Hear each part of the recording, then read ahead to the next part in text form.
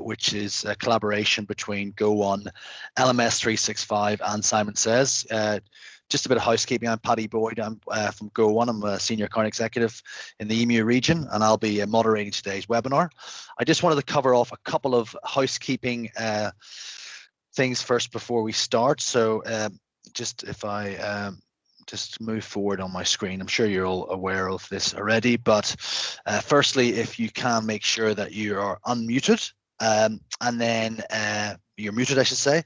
And then if you have any questions, please don't hesitate to put them into the chat function, and we'll endeavor to answer those during the webinar.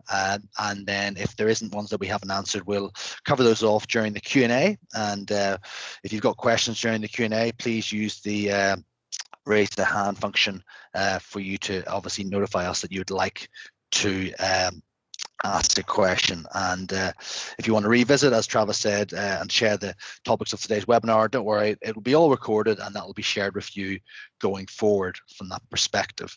So just a little bit of about Go1 before I pass over to our speakers. So at Go1, we help companies deliver world-class online training to scale, and we make it easy for organizations to learn with the world's most comprehensive online library of learning resources from the world's top online learning providers, such as Simon Says, who we partner with, and we can distribute that content through a variety of platforms such as LMS 365. So over to our speakers. So from LMS 365, as I mentioned, they're a Go1 partner of ours, and it is the only learning platform built directly into the Microsoft 365 and Microsoft Teams environment, which has huge benefits for the end customers. The platform makes it easy to manage online learning, ensuring that your employees always receive the right training integrated within Microsoft Teams, and the platform lets employees learn, connect, and collaborate all in a single streamlined digital workplace. So joining us today from LMS 365 is Travis Damgard-Campbell, who is a Microsoft 365 specialist focused on turning Microsoft Teams and SharePoint Online into the platform for corporate training. He'll show us how to use Microsoft Teams for a virtual instructor-led training, and he's got a wealth of knowledge, and I'm sure if you do follow him on LinkedIn, he has lots of great little tips and videos that he always shares, so a great person to follow. If I move over to Simon Says, they are one of the Go1 content partners and support our customers with IT technical training. They've been making software simple for thousands of people around the world for the past 12 plus years.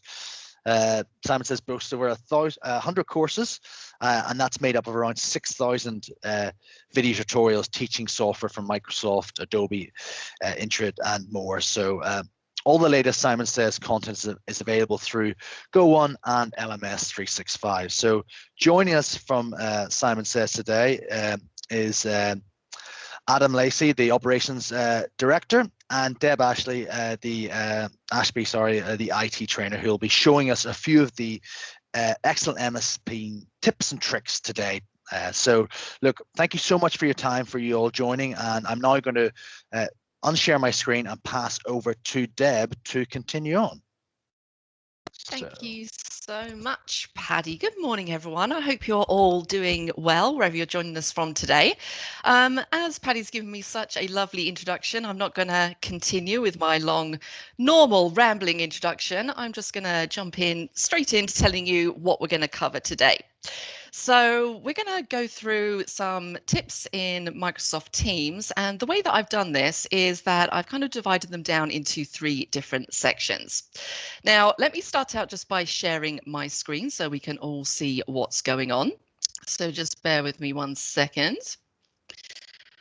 Lovely. Hopefully everybody can see my screen. Please let us know in the chat if you can't. So I'm going to divide these tips down into 3 different categories, basically. So making the most of chat and messaging, then some time-saving tips, and then finally we're going to take a look at some tips with regards to meeting facilitation. So let's dive straight into our first group, because I only have about 15 minutes and tons of stuff to cover with you guys. So chat and messaging. Now, when we're working in teams, we have our teams and we also have our channels down here. And sometimes it's really important to be able to just cut through all of the clutter, all of the noise, and just be able to focus in on the channels that you are most frequently using, and also some of those important messages. So we have a feature within Teams that allows us to pin different channels and also different messages as well.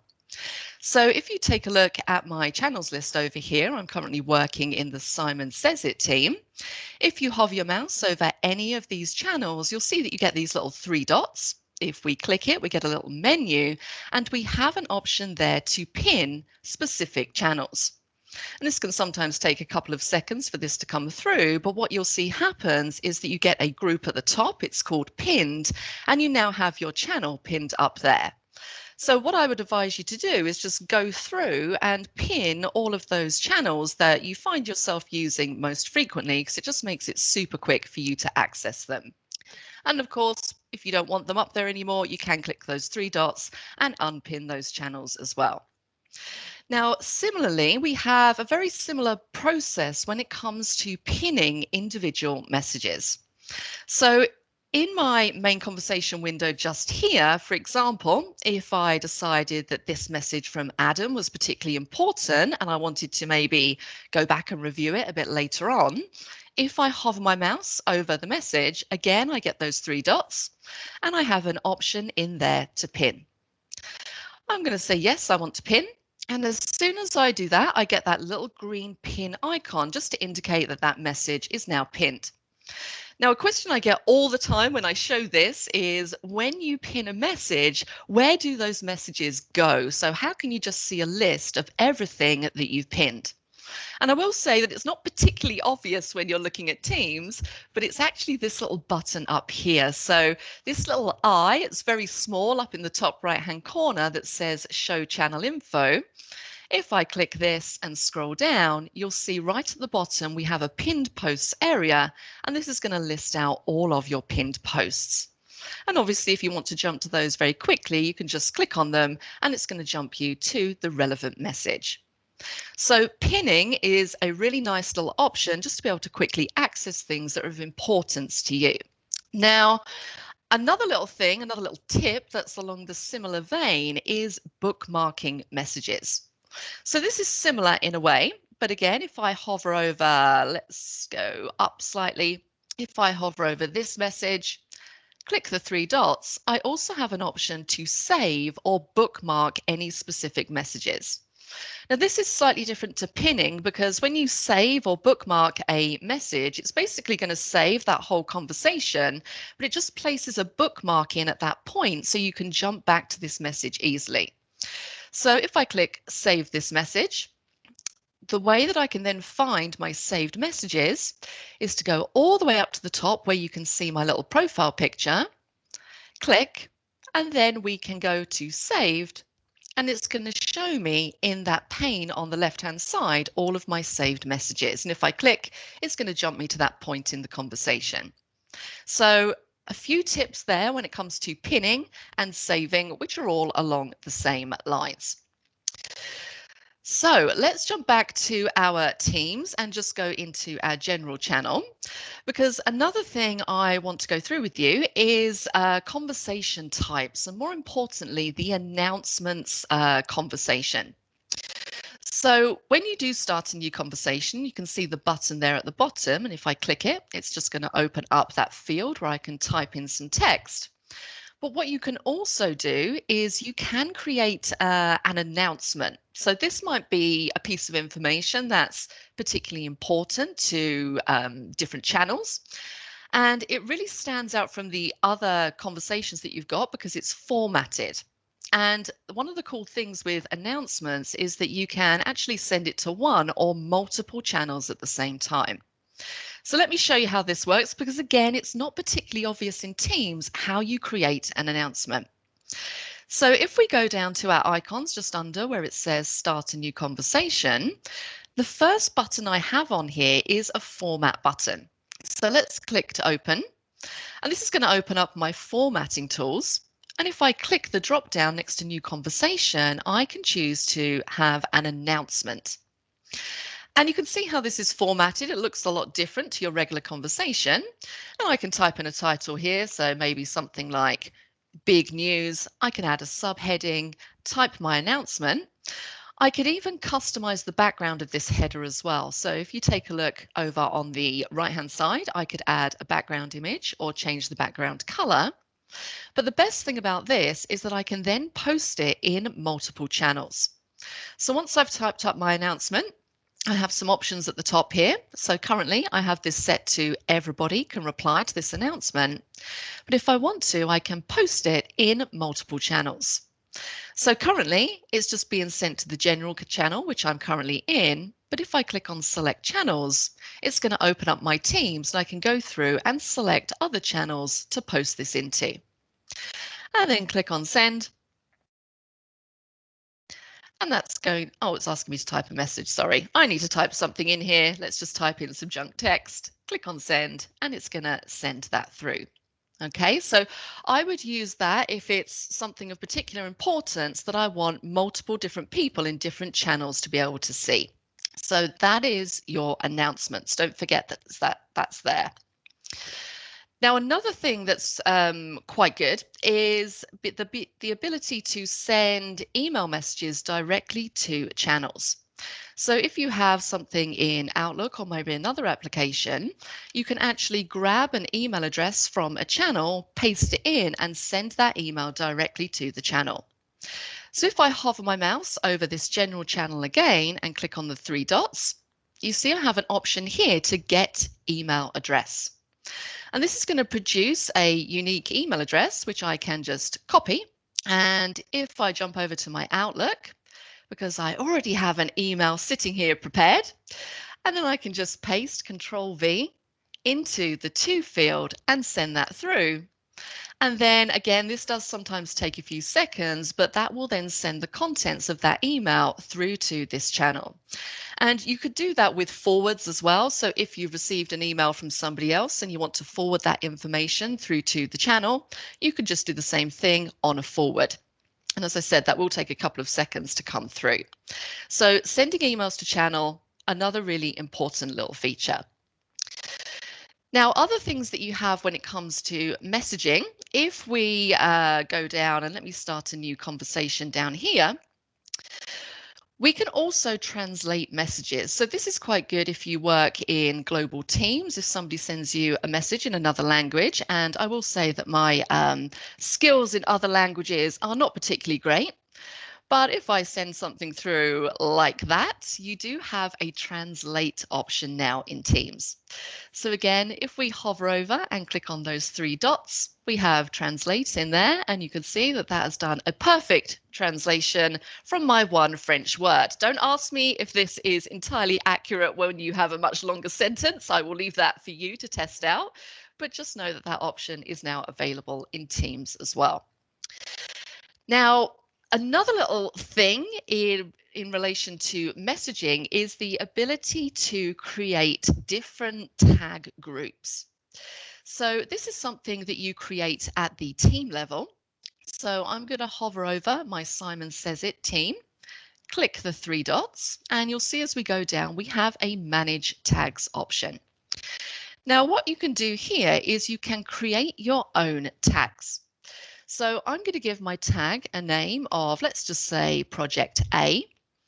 And then you can add people to this tag. So I have some users that I'm just going to add just here. So let's add Adam and Ben. And I'm going to create this tag. Now, once you've created a tag, you can then utilize that in a similar way that you would an @ mention to send messages to this particular group of people. So if I now close this down and maybe start a new conversation down here, I can type the @ symbol and start to type the name of my tag. You can see that it's picking it up, select it, and then I can type in my message, and that's going to send that message to all of the people within that tag. And you can set up as many of those tags you like and add different groups of people to them. It just makes messaging those groups a lot quicker and more efficient. So tagging is another little tip. Now, my final little tip in here for messaging is marking messages as unread. And this is very similar to something that you might do in your Outlook inbox.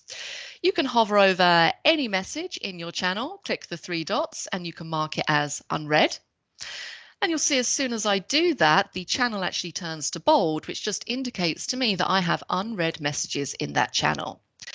Now, if I was to switch to chat, so this is private chat in that left-hand menu, where I have various different private conversations going on, I can do the same in here. I can mark different messages as unread, and I can also mark different conversation strings as unread as well. So if I say mark as unread to this one, and then what I can do in here is use my filter option and filter just for all of the unread messages or the unread conversations. So if I click unread, it's going to pull all those through, makes it a little bit easier for me to see just the items that I haven't yet actioned or read.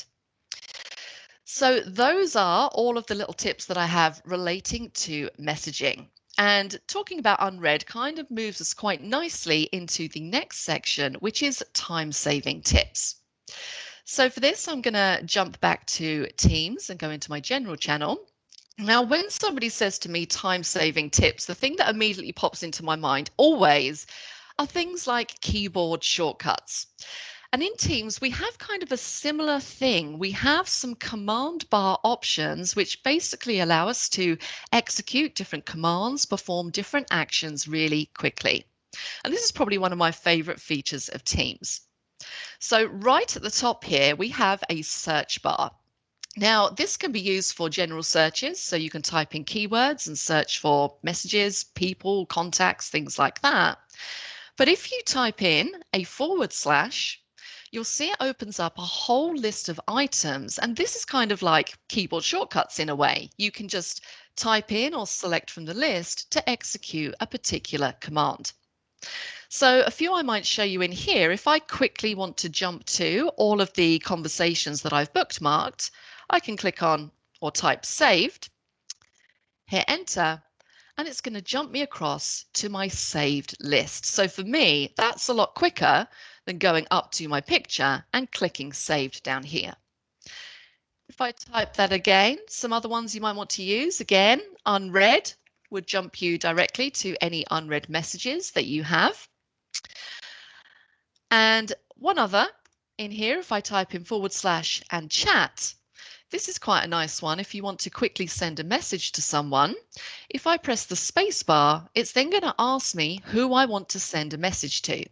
So I'm going to say Adam, and then I can type my message directly from that command bar and send that through. So it's a really nice little utility just to be able to quickly execute commands. And another little secret key that you have up here is the @ symbol. This also allows you to execute certain tasks. So just as a quick example, if I was to select, let's say @YouTube, this is going to basically allow me to search for YouTube videos directly from within Teams. So let's just type in something like Microsoft Teams, and let's just hope nothing dodgy comes up here.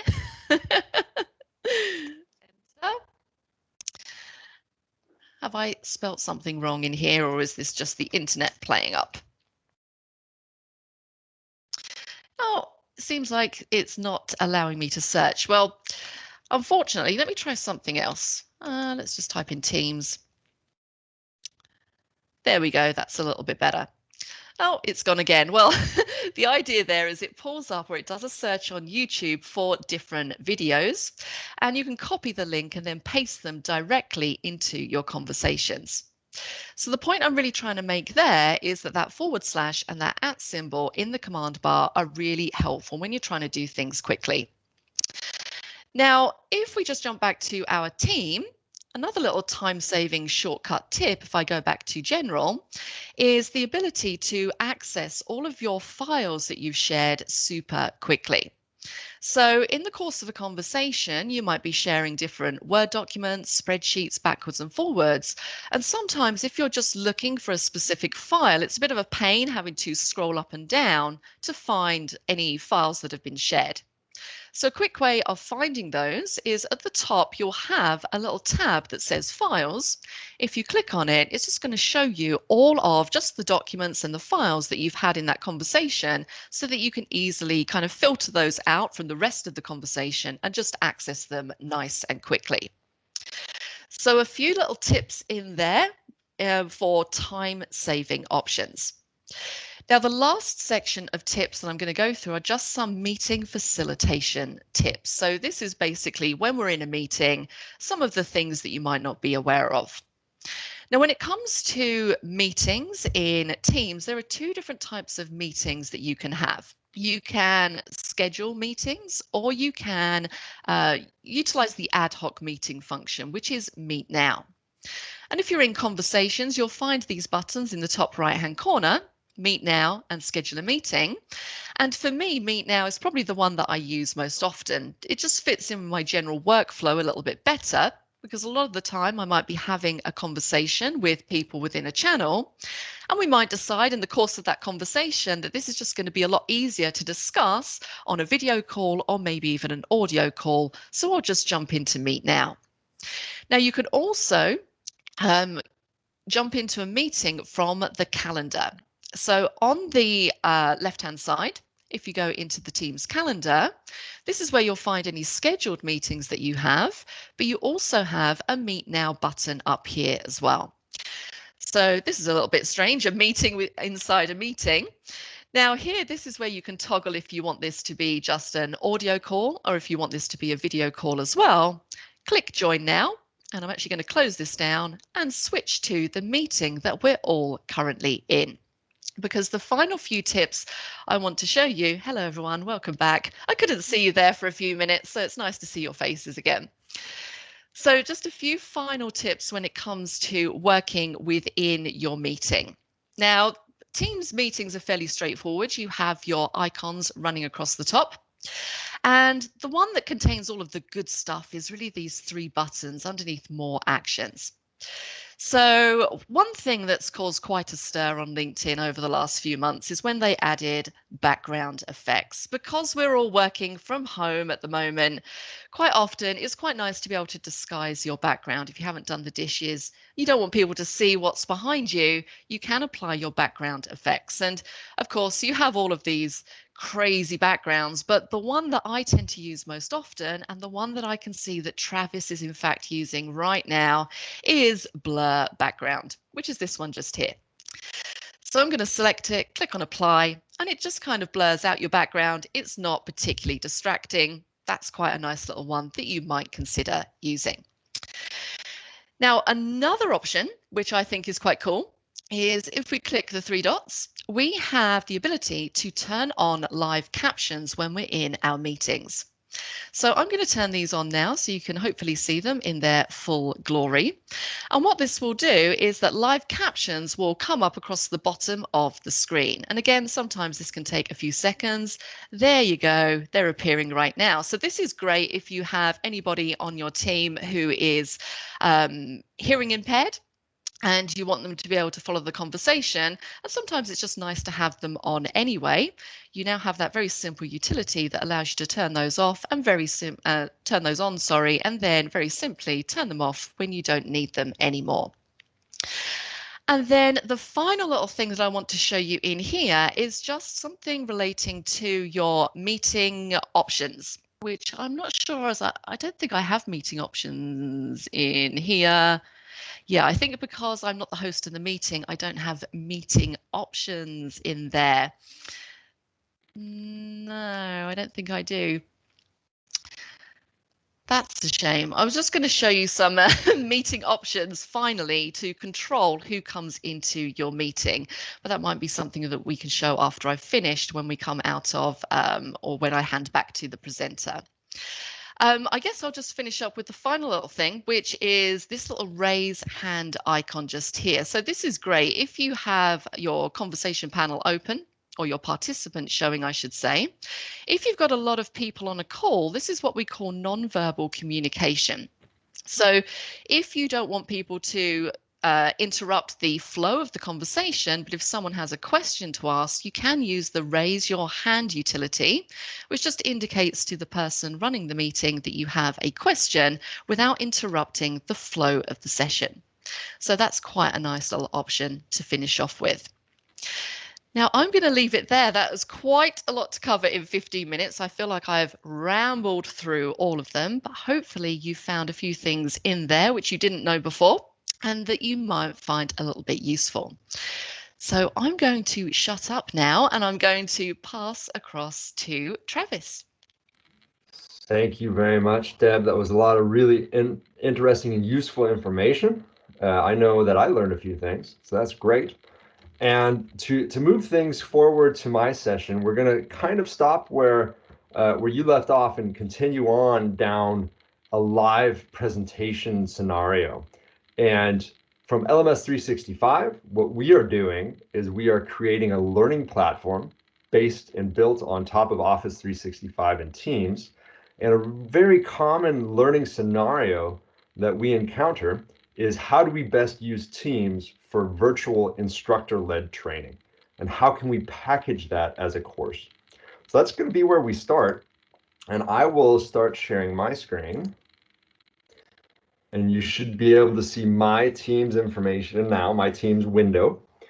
And what we're looking at now is exactly that scenario, a virtual instructor-led training, which is a Teams session, but one that has been packaged into a course, allowing for you to enroll your learners into it, to track attendance and as they go through and complete quizzes or any additional requirements of that course, and then be able to track completion, issue certification, and keep an eye on the skills and competencies within your organization.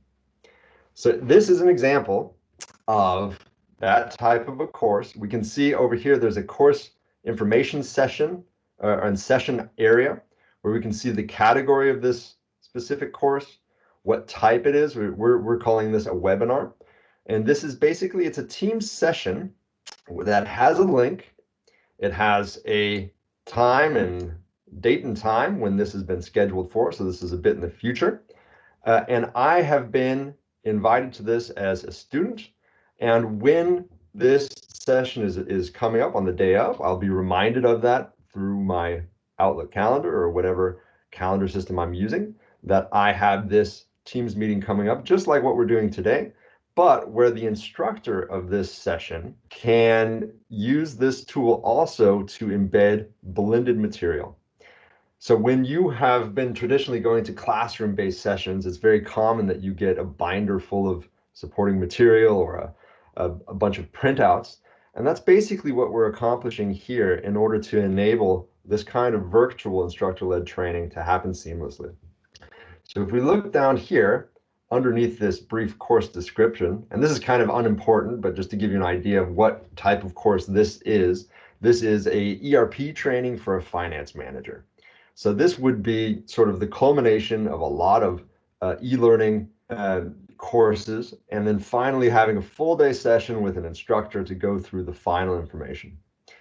And below this, we have what we call blended training added into this virtual session. So here we have a number of PowerPoint presentations, documents, and these are requirements for completion of this kind of a virtual instructor-led training. So this is just an example of how you can take a Teams meeting and create it into a course and package it all together so that you can then enroll your users via the Teams and Office 365 groups that you have in your environment. So in this very specific example of a financial manager, we would be enrolling that group of people into this course because of their role within our organization. And all of this delivery would be happening via Teams. So that was just sort of an entry point to this discussion about how we can create a learning environment within Teams. What we're looking at right now is this LMS 365 app. And this is an add-on to Teams. And a part of this is a dashboard that shows me all of the training that I've been enrolled into. And this could be individual courses, or it could be training plans. So that example that we just looked at is actually part of this training plan. And if I want to see what else is part of this training plan, I can just expand this and see that there's a series of e-learning courses, which I have already completed. And now I'm ready for that final step, which is this virtual instructor-led training that is scheduled into my calendar. We support all of the standard e-learning formats. So if you have already a series of content that you use, we support SCORM and AICC, as well as being directly integrated with our partners here, Go1 and Simon Says. On top of that, you can also create your own individual training, which is built off of Office 365 documents. So just to give you a real quick look at what kind of an e-learning that could be, we're just going to jump into a very typical example of onboarding new hires. So this is a training that is for all new hires in our demo company. And as soon as somebody is added into the Office 365 database, which is the Active Directory, then they would be enrolled into this course. They would be notified, and they would have an email directing them to a link. There would be a deadline associated, which would send out automatic reminders and let them know as their due dates are approaching. But this example is a very simple example that is built using different Office 365 documents. And I'll just give you guys a very quick run through of how this can look. So this is, again, an onboarding course for our demo company, which is called Star Cups, which is a multinational coffee chain. And as part of this onboarding, we start out with a welcome video. And this is a embedded Microsoft Stream video, which is just basically a welcome from the Star Cup CEO to the barista lifestyle. And this is, as I mentioned, a Microsoft Stream video, which is part of your Office 365 subscription, basically the corporate version of YouTube. But this is an embedded iframe video, which could be coming from YouTube, it could be coming from Vimeo, or any other streaming video supplier that you use. The next section, and the terminology we use for these sections are called learning modules. So the next section here is filled with learning modules built off of Office 365 documents.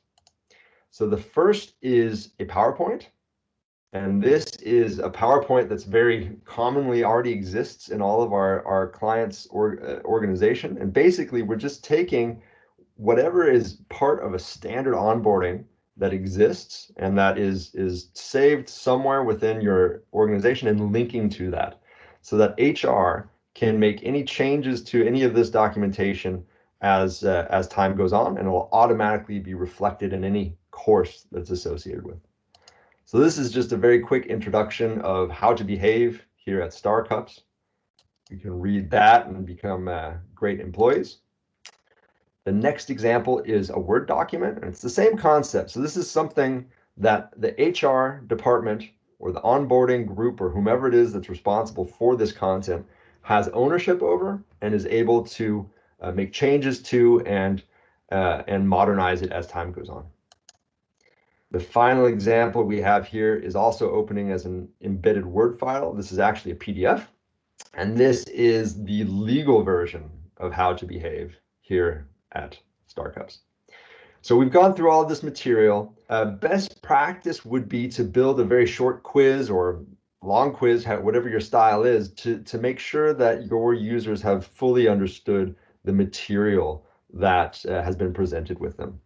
As this is just a real quick overview, I've taken the low road, and in order to be able to pass on, I simply need to confirm that I've read and understood all of this.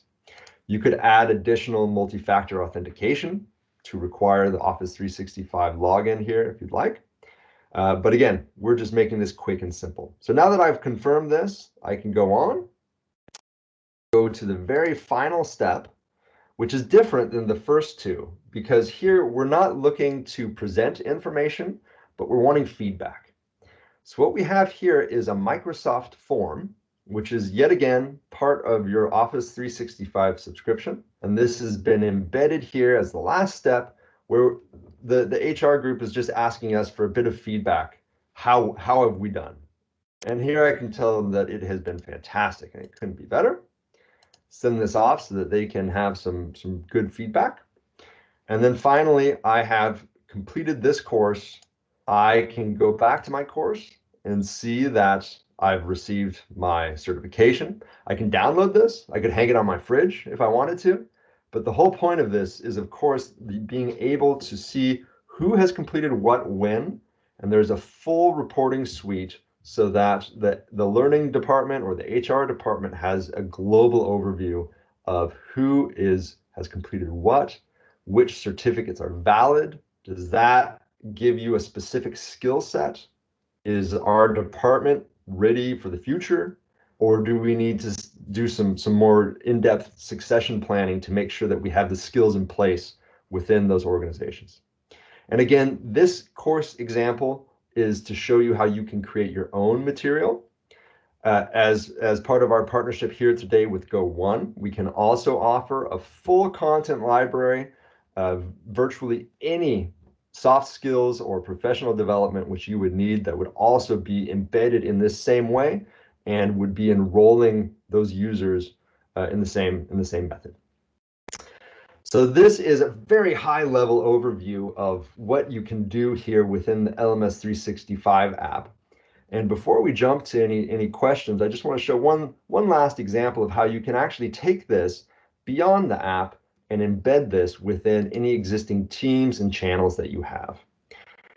So this is my production environment. We've got some teams that I focus on up here, and I've got a lot of teams that I don't focus on, but one of which that I focus on is this learning center. And this is our corporate hub for all things learning. And here we can see there are some different channels that are available. Right now, we're looking at a social learning channel. And this is a really good example of how you can make Microsoft Teams work from a learning perspective. So I just scrolled up here to some of our more historical conversations, and we can see here that one of my colleagues, Paul, back when this whole COVID situation really started heating up, he found a YouTube video of a TED Talk that he thought was really great. So he's able to post this in here in a very similar way as what Deb showed for searching with YouTube videos. And this allows for organic conversations for users and learners to talk about what's important to them. Simultaneously, you also have access to all of your official corporate courses. So my colleague Matt's here. He's sharing this Successfully Work from Home course, which our Learning and Development Department created. And this is simply by creating a new conversation and using our LMS 365 app down here and searching your course catalog for anything that might be specifically engaging or interesting for you. And this can be done anywhere that there is a text field and allow you to make personal recommendations to your colleagues, as well as to share into a larger group setting. So we could say that I took a OneNote training course that I thought was just fantastic, and I learned a lot about how I could organize my professional life and also take pictures of my kids' drawings, and I can share this with the group just by sending this off. We also, in this group, we have a private team, which is just for the learning and development team. And what we're doing here is we're enabling for that L&D team to have all of the tools that they need centralized and easy to find. Here's where only they can see it, even though it's part of this global learning center. So if I, from the L&D department, want to come in here and take a look at how are we doing, how are we doing for course completions, overdue courses, competency levels, I can simply come in here and take a look at all of these different reporting options, which are part of our built-in implementation that we always do for LMS 365. So we could come in here and say, we need to double check and see how we're doing with our leadership competency. Who do we have that has an outstanding level of leadership training, for instance. And being conscious of time, I know that we don't want to overrun and we might have some questions left. I think I'm going to stop here and hand over to Camilla. Again, this was just a high-level overview of what we're doing with LMS 365, and we'd of course be happy to answer any questions you might have about that. So, Camilla, are you there and ready to take over? I'm here. Yeah, Patty, you can go ahead. Yeah. Oh, no problem. Patty Thorncy, perfect. No problem. I'll just share my screen again, just so people might have. So, guys, from that perspective, hopefully this is coming through on your screen. So I'd be keen to kind of answer any questions that you may have. You also see in your screen, hopefully there is the ability for you to download the LMS 365 ebook on virtual instructor-led training. So that's a really useful resource. So you can scan the QR code, and if you want to connect obviously with myself and Travis, our details are there, but would love to kind of answer any questions from the floor. So please raise your hand, or if you're not comfortable doing that, you can simply type through the chat function.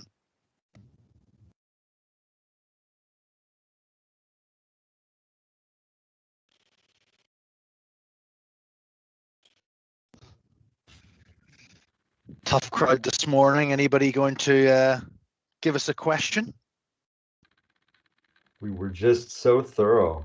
I know that we've done some polls of different audiences, and we've always gotten a huge amount of questions. I'm not sure, Camilla, if you have any of those relevant questions No, that I we was just thinking about breakout rooms, and if that that is yeah. That is a great question, and that's one that comes up all the time. Deb, when are breakout rooms coming? Sorry. Breakout rooms. To Okay. It's an unfair Teams. question. Yeah. That is an unfair question. I'm not sure when they're coming to Teams. They were supposed to be here already. I had to think for a moment, because I was thinking, hang on a second, are there breakout rooms in Teams? But I'm getting confused with Zoom there. I think I trained lots of different pieces of software. For a moment there, you had me thinking, are there? Okay. I'll take that unfair question back. The breakout rooms within Teams has been an issue not an issue, but a burning wish for a long time. Yeah. And this was originally slated to come out in November, and that was pushed again to December. And in my calendar, I feel like December's almost over already. So we'll see when that does come. But for those who have longer term, more in-depth groups of people who they're doing onboarding sessions with, or anything else, a good workaround for that missing breakout room scenario is to create a team and then to create channels for individual groups of people to break out. And I know that's not what the majority of people are asking for, but it is a good use case and something that's unique in the way that it allows to foster ongoing community and to have a place where people can also store files and pick up where they've left off later on. We do have one question in the chat, by the way. Can we go over again how to file the emails in Teams? Like, I want to collect all relevant emails in one channel. Yep, I can do that. Let me just share my screen again. Bear with me. Okay. All right. So the sending emails. Yes. So if I just bring up another untitled message. So I'm doing this example with just new messages that I've created. But as I said, you could do this if you have a message that you want to forward. So if someone sent something to you and you want to forward that to a specific channel in Teams, you can do that as well. All you need to do is in the channel that you want to send it to, if you click the three dots, you have an option in there to get email address. So this is going to generate a unique email address for that specific channel. All you need to do is click copy, go back to your message, and then just paste it, Control V, into the to field, and then click on send, and it's going to send that email through to the channel.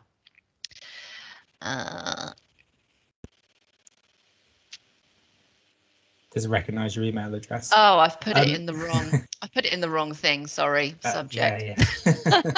Subject. Okay. And I guess Yep. if you wanted to get really fancy, Debs, you could set up a rule in Outlook. So if you had emails coming from a certain group of people, you could auto forward them into one of your Teams channels as well. If you wanted to do it, if you wanted to do it that way.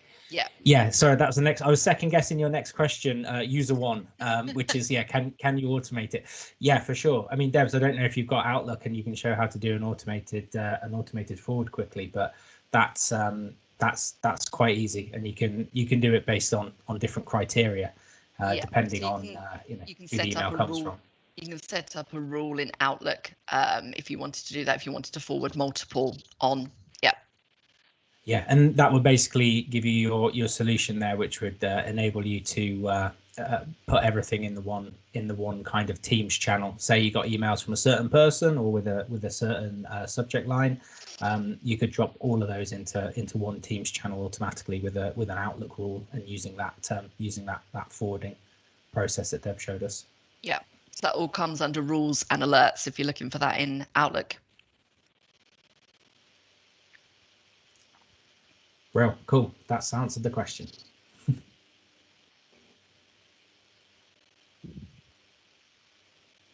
Any other questions from the floor? We, I mean, we don't have loads of people on the live session, so we may get some off the back of the recording. But yeah, breakout rooms and Teams, Travis, to continue your trail of thought there would be awesome. I think that's they're really good in Zoom, and Microsoft can't keep them held back for too long, surely. From my discussions with Microsoft directly, I know it's definitely coming. So is Christmas, obviously, but hopefully it'll be here for us in the new year. So, look, just to wrap up, because I feel like we've probably gone over time now. I just wanted to thank, obviously, Deb, Adam, Travis, and Camilla for joining us today to go through this great webinar, and thanking you all for attending today as well. So just to would love to kind of just wish you all a very, very Merry Christmas and a Happy New Year, and hopefully you can have a wonderful break with all your family and friends, and wish you all the best for 2021. So it's going to be a great year for us all. Hopefully we can kick 2020 to the curb and have a wonderful new year. So from myself at Go One, thank you very much, and have a wonderful day ahead. Thanks, Patty. Thanks everybody. Thanks, everyone. Bye. Bye. Bye. Thanks, guys. Bye. Bye. Thanks.